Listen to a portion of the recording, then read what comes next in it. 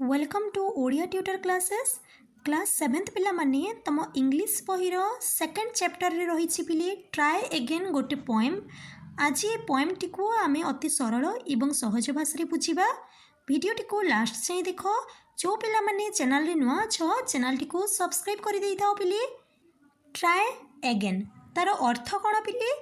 तार अर्थ है पुणी थरे चेष्टा करिबा किंबा आउ थरे प्रयास करिबा। ट्राए रो अर्थ है चेष्टा करिबा, अगेन रो अर्थ है पुणी थरे किंबा पुनर्बार। पोएम टी को बुझेला बेले सब डिफिकल्ट वर्ड रो मीनिंग मु कहि दउतबी, तमे लिखि लिखि जीव पिले। एठी जो क्वेश्चन रही से सब क्वेश्चन को आमे नेक्स्ट वीडियो जो आसीबो क्वेश्चन आंसर वीडियो सेथि आमे डिस्कस करिबा। पिक्चर रे तमे जेमते देखि पारुछ पिले, एई पोएम रे दुई जण मुख्य कैरेक्टर रे अछंती। जी एठी बसिछंती सी हेले स्कॉटलैंड रो राजा ब्रूस एवं आउ गोटे कैरेक्टर हैला एठी जो रही स्पाइडर, आमे जहाकू कि कहूछु बुढ़ियाणी। एई दुई जण को नेकी एई पोएम टी तैयारी हेछि।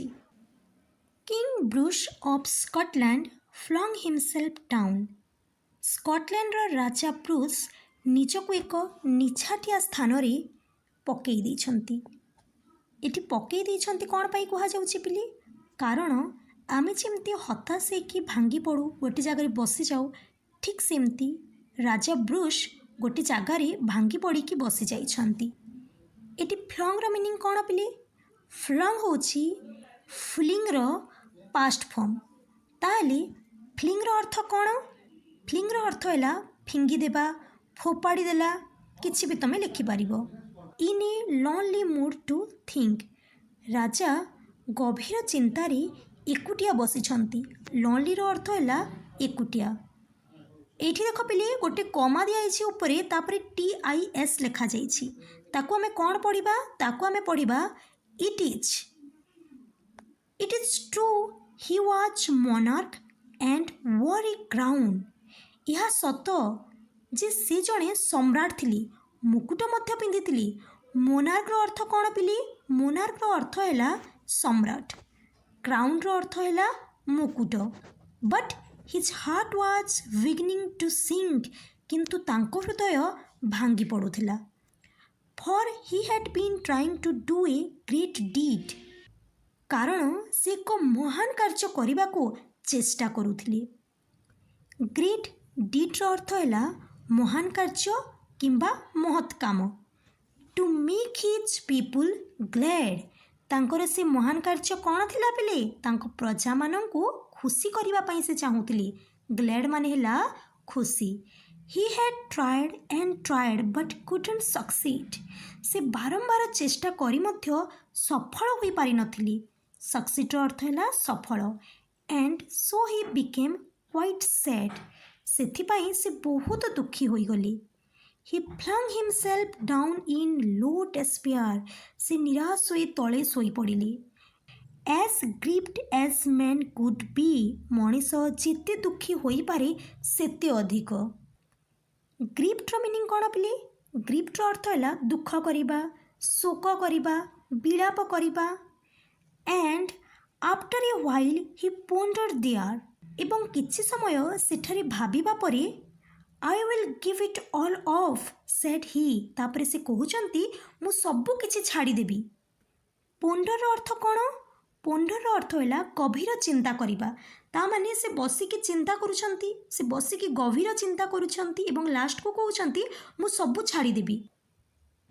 Now just at that moment a spider dropped.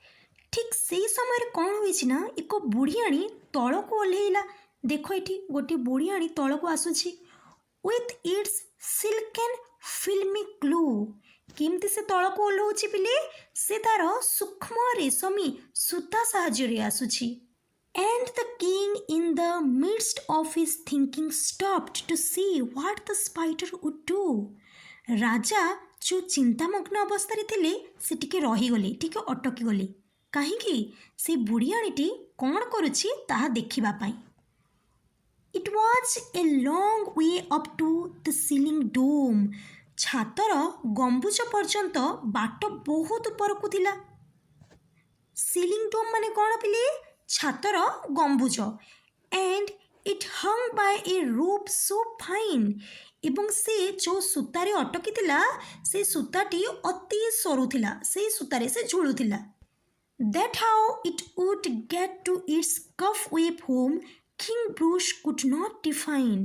ସେ କିପରି ତାର ଜାଲ ଘରକୁ ପହଞ୍ଚିବ ରାଜା ବ୍ରୁସ୍ ତାହା ଅନୁମାନ ମଧ୍ୟ କରିପାରୁନଥିଲେ। କାହିଁକି ସେ ଅନୁମାନ କରିପାରୁନଥିବେ ପିଲେ? କାରଣ ସେ ବୁଢ଼ିଆଣୀର ଯେଉଁ ଜାଲଟି ଥିଲା ତାହା ତ ଅତି ପତଳା ଥିଲା ଏବଂ ସେଇ ଛାତଟି ବହୁତ ଦୂରେ ଥିଲା।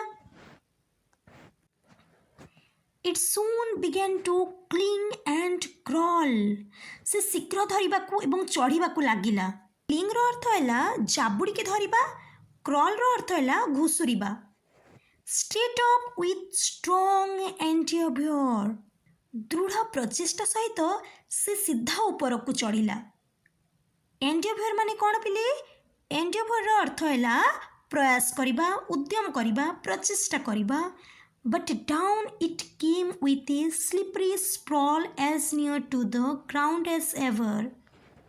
କିନ୍ତୁ ପୁଣି ଏହା ପଛକୁ ଖସି ଆସିଲା ପୂର୍ବ ପରି ପୁଣି ସେହି ତଳକୁ। ତା ମାନେ ବୁଢ଼ିଆଣୀଟି ଉପରକୁ ଚଢ଼ୁଛି ପୁଣି ତଳକୁ ଖସି ଆସୁଛି। Up up it rain not a second to stay. ମାନେ ଉପରକୁ ଉପରକୁ ସେ ଚଢ଼ୁଛି, ଗୋଟେ ମୁହୂର୍ତ୍ତ ମଧ୍ୟ ସେ ରହୁନି। To utter the least complaint, କୌଣସି ସାମାନ୍ୟ ଛୋଟ ଅଭିଯୋଗ ମଧ୍ୟ ସେ ନ କରିକି ଉପରକୁ ଚଢ଼ୁଛି। Till it fell still lower and there it lay a little dizzy and faint. ଶେଷରେ ଏହା ତଳକୁ ଖସି ପଡ଼ିଲା, ମୁଣ୍ଡ ବୁଲେଇବା ଓ ଦୁର୍ବଳ ଅବସ୍ଥାରେ ସେଠି ପଡ଼ି ରହିଲା। କିଏ ପଡ଼ି ରହିଲା ପିଲେ? Spider. Its head grew steady again it went. ତାର ମୁଣ୍ଡକୁ ପୁଣି ଥରେ ସେ ସ୍ଥିର କଲା ଏବଂ ପୁଣି ଥରେ ସେ ଉପରକୁ ଚଢ଼ିବା ପାଇଁ ଚେଷ୍ଟା କଲା। And travelled a half yard higher. ଏବଂ ଆଉ ଅଧଗଜ ଉପରକୁ ଚଢ଼ିଗଲା। It was a delicate thread it had to tread. ଏହା ଏକ ଅତି ସୂକ୍ଷ୍ମ ସୂତା ଥିଲା ଯାହା ଉପରେ ତାକୁ ଚାଲିବାକୁ ପଡ଼ୁଥିଲା। And a road where its feet would tired. ଏବଂ ଏପରି ଏକ ରାସ୍ତା ଯେଉଁଠି ତାର ପାଦ ଥକି ଯାଉଥିଲା। Again it fell and swung below. ପୁଣି ଥରେ ଏହା ଖସି ପଡ଼ି ତଳେ ଝୁଲିଲା। But again it quickly mounted. କିନ୍ତୁ ପୁଣି ଶୀଘ୍ର ଉପରକୁ ଚଢ଼ିବାକୁ ଲାଗିଲା। Till up and down, now fast now slow. କେତେବେଳେ ଉପରକୁ ତ କେତେବେଳେ ତଳକୁ, କେବେ ଶୀଘ୍ର ତ କେତେବେଳେ ଧୀରେ। 9 ବ୍ରେଭ୍ ଆଟେମ୍ପ୍ଟସ୍ ୱେର୍ କାଉଣ୍ଟେଡ୍। ଏମିତି 9ଟି ସାହସିକ ପ୍ରଚେଷ୍ଟା ଗଣାଗଲା। Sure cried the king that foolish thing. ରାଜା ଚିତ୍କାର କରି କହିଲେ, ନିଶ୍ଚିତ ଭାବେ ସେ ଜୀବଟି ମୂର୍ଖ। Will strive no more to climb. ଆଉ ବୋଧେ ଚଢ଼ିବା ପାଇଁ ସେ ଚେଷ୍ଟା କରିବନି। When it toils so hard to reach and cling. ଯେତେବେଳେ ସେ ପହଞ୍ଚିବା ପାଇଁ ଏତେ କଠିନ ପରିଶ୍ରମ କରୁଛି। And tumbles every time. ଏବଂ ପ୍ରତିଥର ତଳକୁ ଖସି ପଡ଼ୁଛି। But up the insect went once more. କିନ୍ତୁ ସେଇ କୀଟଟି ପୁଣି ଥରେ ଉପରକୁ ଗଲା। ଏଠି ଇନସେକ୍ଟ ମାନେ ପିଲେ କୀଟ। ମି ଇଟ୍ ଇଜ୍ ଆନ୍ ଆନକ୍ସିୟସ୍ ମିନିଟ୍। ଏହା ଏକ ଉତ୍କଣ୍ଠାପୂର୍ଣ୍ଣ ମୁହୂର୍ତ୍ତ ଥିଲା।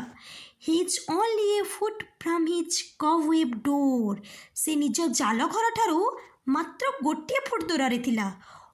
ସେ will he lose or win it. ସେ ହାରିବ ନା ଜିତିବ, ଏହି କଥା ବସିକି ରାଜା ବ୍ରୁସ୍ ଭାବୁଛନ୍ତି। Steadily steadily inch by inch. ଧୀରେ ଧୀରେ ଇଞ୍ଚ ପରେ inch higher and higher he got. ସେ ଉପରକୁ ଉପରକୁ ଚଢ଼ିବାକୁ ଲାଗିଲା। And a bold little run at the very last pinch.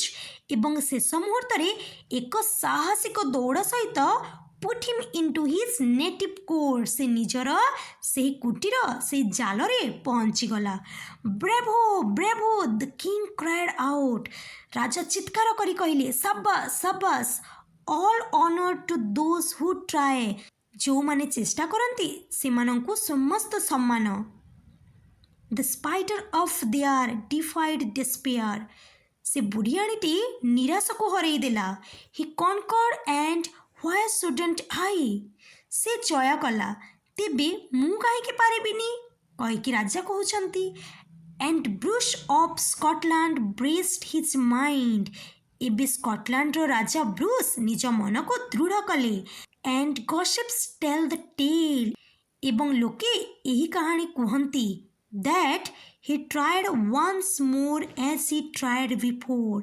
ରାଜା ପୂର୍ବ ଭଳି ଆଉ ଥରେ ଚେଷ୍ଟା କଲେ। And that time did not fail. ଏବଂ ସେହି ଥର ସେ ବିଫଳ ହେଲେ ନାହିଁ। ଆଶା କରୁଛି ପିଲେ ସମସ୍ତେ ଏହି ପଏମ୍ଟିକୁ ବୁଝିଯାଇଥିବ। ନେକ୍ସଟ ଭିଡ଼ିଓରେ ଆମେ ଏହି ପଏମ୍ର କ୍ୱେଶ୍ଚନ୍ ଆନ୍ସର୍ ଡିସ୍କସ୍ କରିବା। ଭିଡ଼ିଓଟିକୁ ଲାଇକ୍ କରିଦିଅ, ତମ ସାଙ୍ଗମାନଙ୍କ ସହ ସେୟାର କରିଦିଅ। ଯେଉଁ ପିଲାମାନେ ଚ୍ୟାନେଲରେ ନୂଆ ଅଛ ଚ୍ୟାନେଲଟିକୁ ସବସ୍କ୍ରାଇବ୍ କରିଦିଅ।